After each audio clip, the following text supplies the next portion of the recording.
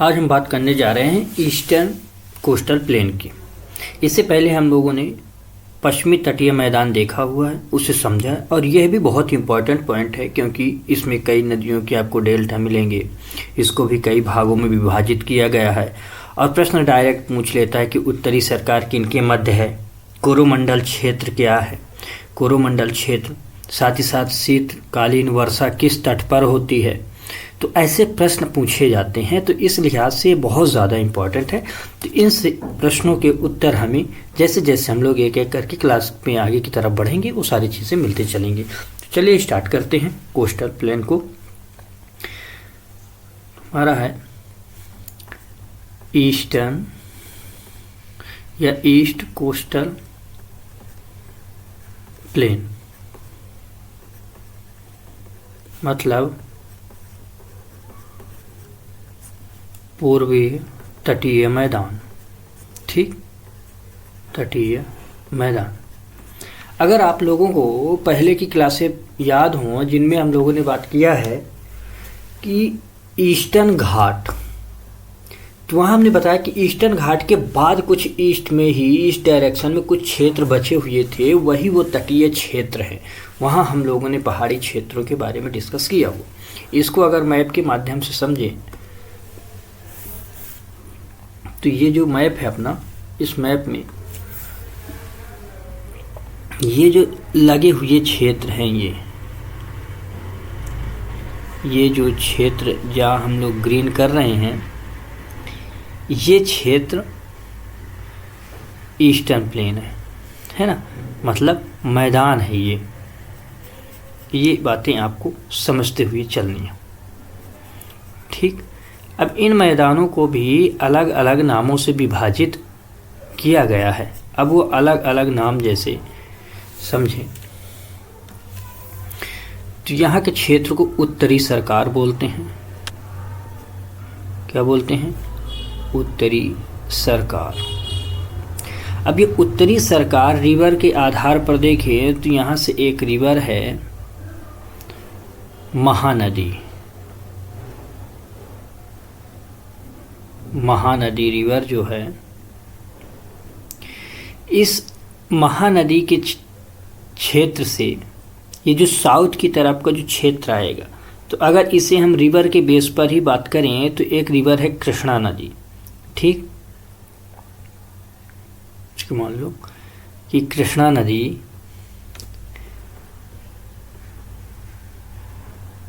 Krishna river, इस Krishna river के जो मध्य का क्षेत्र है, इस पूरे मध्य के क्षेत्र को बोलते हैं क्या?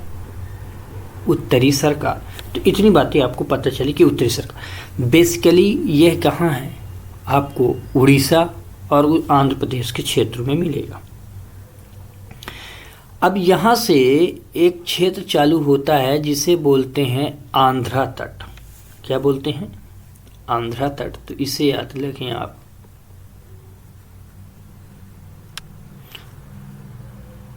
आंध्रा कोस्टल। ठीक, तो ये आंध्रा तट जो है, तो इसको भी रिवर के बेस पर अगर देखें तो यहाँ से कावेरी क्या, या कि एक झील है कोलेरू झील। इस कोलेरू झील से लेके जो दक्षिण का आंध्र प्रदेश है, उसका दक्षिणतम तट तक का क्षेत्र माना जाता है। दूसरी बात, एक और शब्द यूज़ किया जाता है डीबी बिंदु। ठीक, ये आंध्र प्रदेश में है फॉल्स डीबी बिंदु। उस फॉल्स डीबी बिंदु से भी आंध्रा तट चालू होता है। तो अब आपको रिवर के बेस पर ही याद रखना है कि यहाँ से कावेरी तक का जो क्षेत्र है, कावेरी तक का क्षेत्र, इसे हम बोलते हैं आंध्रा तट। ठीक, तो ये कावेरी नदी हो गई, कृष्णा नदी हो गई। तो इस तरह आपको ये याद रखने हैं, ये आंध्रा तट। शेष यहाँ से जो पूरा क्षेत्र बचा, हमने बताया था पिछली क्लास में कि इनका जो मिलन बिंदु है वह क्या है? कन्याकुमारी, है ना, कन्याकुमारी। तो यह जो पूरा क्षेत्र है इसे हम बोलते हैं कोरोमंडल। ठीक, क्या बोलते हैं? कोरोमंडल तट। तो ये आपको तटों के नाम याद रखने हैं कि उत्तरी सरकार, आंध्रा तट और कोरोमंडल तट। अच्छा, एक शब्द और लिख लें कि यह जो कन्याकुमारी है ये कहीं कहीं आपको मिल सकता है केप कमोरिन। तो इसे केप कमोरिन भी कह सकते हैं वो आप, केप कमोरिन। ठीक, तो ये शब्द भी आपको याद रखना है कि केप कमोरिन तक का क्षेत्र जो है तो इसे हम बोलते हैं कोरोमंडल तट। इतनी बातें आपको ही पता चली। अब उत्कल में अगर देखें हम उत्कल तट को, तो जैसे कि इसे 3 भागों में हम लोगों ने डिवाइड किया है ना। पहला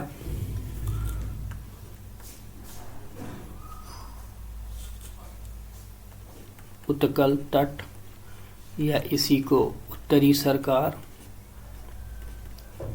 उत्तरी सरकार। सेकंड बात किया हम लोगों ने आंध्रा तट, आंध्रा तट। और लास्ट में बात की हम लोग कोरो मंडल तट। इनको हम लोगों ने मैप के माध्यम से समझा। तो इतनी बातें तो पहले ये पता हुई कि 3 भागों में इनको हमने विभाजन किया। अब इनके बारे में थोड़ी थोड़ी बातें जैसे देखें, तो जैसा कि अगर इसे झीलों के बेस पर देखो तो एक झील है, सॉरी, चिल्का झील। इसी में एक चिल्का झील भी मिलती है। ठीक, तो चिल्का झील से कोलेरू झील तक का क्षेत्र भी हम मान सकते हैं। तो अगर झील के माध्यम से पूछा ये, तो से कोलेरू झील, ये रिवर के माध्यम से भी हमने आपको बताया, ये झील के माध्यम से भी आपको याद रखना। और इनका सीमांकन तो आपको पता है कि ये कैसे सीमांकन है, क्योंकि तट के पूर्वी क्षेत्र पर स्थित है। जो हम लोगों ने ईस्टर्न घाट देखे हैं, ईस्टर्न घाट की ये पूर्वी क्षेत्र पर विस्तृत है और बंगाल की खाड़ी से लगे हुए क्षेत्र हैं। इन क्षेत्रों में नदियां अपना डेल्टा बनाती हैं।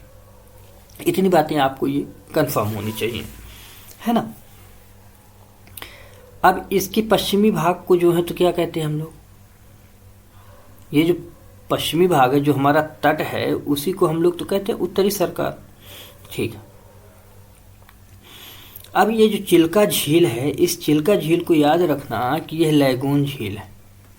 ठीक, कैसी है, लैगून झील है। हमने बताया भी था कि लैगून क्या है। जैसे कि अगर मैप में देखें आप, ये अपना मैप है, इस मैप में जैसे यहाँ क्षेत्र ये कटा हो और ये कटे हुए क्षेत्र में यहाँ से ऐसे करके रिवर निकलती ये।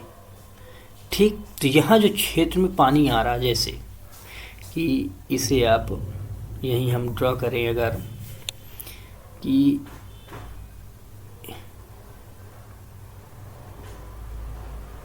सॉरी इस तरह करके ये क्षेत्र बनता है, ऐसे हो गया और फिर ये आया और ये, तो यहाँ जो क्षेत्र ये यहाँ से धीरे से यहाँ से जल प्रवाहित हो रहा अंदर की तरफ, और ये क्षेत्र अब सकरा हो चुका, धीरे धीरे ये क्षेत्र सकरा होता जा रहा है। तो यहाँ पानी जम गया, तो समुद्रीय पानी अंदर आता है, फिर इसका माउथ सकरा सा रह जाता है। इसी क्षेत्र को हम लोग लैगून बोलते हैं। ठीक, ये बात आपको याद रखें। तो ये जो चिल्का झील है, ये भारत की सबसे बड़ी खारे पानी की झील है। खारे पानी की झील है, ये आपसे पूछ सकते हैं। इस बारे में इस चीज़ को आपको याद रखना है। ठीक, खारे पानी की सबसे बड़ी झील कौन सी है, चिल्का झील। ठीक, और लंबाई के बारे में हमने बताया था कि सबसे लंबी झील कौन सी है। और भारत के अंदर अगर कहें भू क्षेत्र में, तो सबसे बड़ी झील खारे पानी की है सांभर झील, जो कि राजस्थान में है। इस क्षेत्र में वर्षा अगर देखें तो लगभग 100 सेंटीमीटर के आसपास वर्षा होती है। तो यहाँ की अगर वरायन की बात करें तो यह 100 सेंटीमीटर के आसपास मानी जाती है और मानसूनीय वन यहाँ पाए जाते हैं, मैंग्रोव वन पाए जाते हैं और चावल की खेती के लिए संपन्न क्षेत्र माने जाते हैं।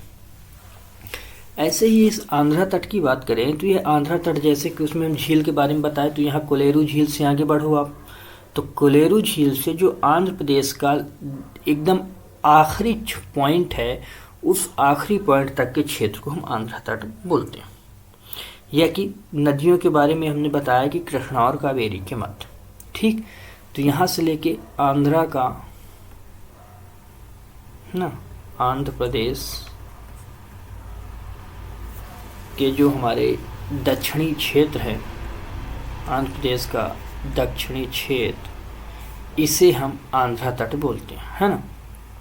क्षेत्र को आंध्रा तट कहते हैं। इस क्षेत्र में अगर आप रैन की बात करें तो रैन लगभग 80 सेंटीमीटर के आसपास पाई जाती है। इम्पोर्टेंट आपको एक चीज़ याद रखना है कि कावेरी नदी जो है और कृष्णा नदी और कावेरी नदी, कृष्णा नदी और कावेरी नदी,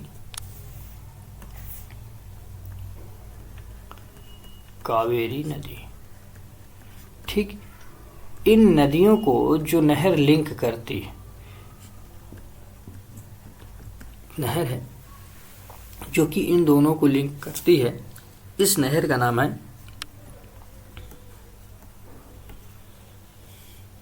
बकिंघम नहर। इस चीज़ को आपको याद रखना, ठीक। इस नहर के बारे में आपको याद रखना। तो ये बातें आपको एक एक करके ऐसे ही हूबहू याद रखना है और प्रश्न जो है तो इतने में ही आते हैं। यहाँ ज़्यादा हम लोग फिर से बता दें कि आपको इन डेप्थ बहुत ज़्यादा यहाँ नॉलेज नहीं दिया जा रहा। यहाँ आपको सिर्फ मेन पॉइंट बताने की कोशिश की जा रही है ताकि आप प्री में या एग्ज़ाम जो आते हैं उनके प्रश्न को आप हल कर सकें। नेक्स्ट है कोरोमंडल तट। इस कोरोमंडल तट में एक झील है, पुलिकट झील, ठीक। अगर आप लोगों ने नाम सुना होगा, पुलिकट झील, ठीक।